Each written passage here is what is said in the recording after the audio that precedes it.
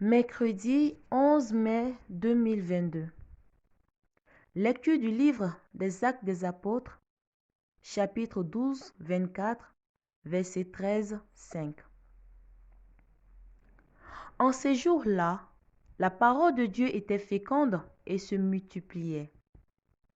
Barnabé et Saul, une fois leur service accompli en faveur de Jérusalem, s'en retournaient à Antioche, en prenant avec eux Jean, surnommé Marc.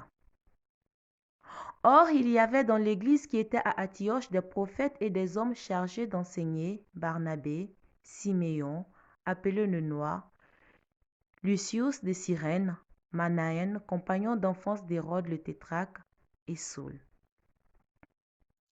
Un jour qu'ils célébraient le culte du Seigneur et qu'ils jeûnaient, l'Esprit Saint leur dit: Mettez à part pour moi Barnabé et Saul, en vue de l'œuvre à laquelle je les ai appelés. Alors, après avoir jeûné et prié, et leur avoir imposé les mains, il les laissait partir. Eux donc, envoyés par le Saint-Esprit, descendirent à Lucéonie, et de là s'embarquèrent pour Chypre. Arrivés à Salamine, ils annonçaient la parole de Dieu dans les synagogues des Juifs. Ils avaient Jean-Marc comme auxiliaire. Parole du Seigneur. Nous rendons grâce à Dieu. La parole de Dieu était féconde et se multipliait. Une si belle phrase, une si bonne nouvelle pour commencer la lecture de ce jour.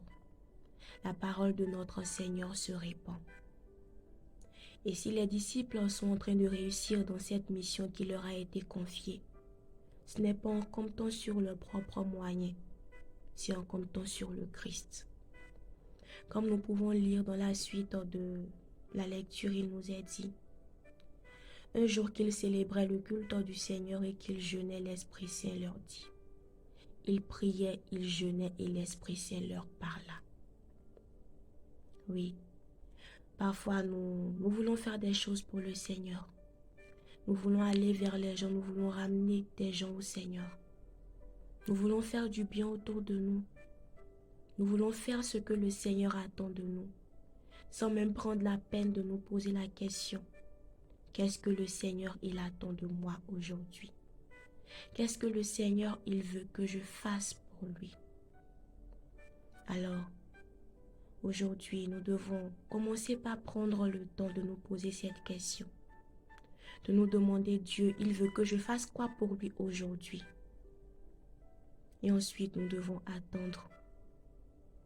Nous devons rester dans le calme, dans le silence, pour écouter la voix du Seigneur nous répondre.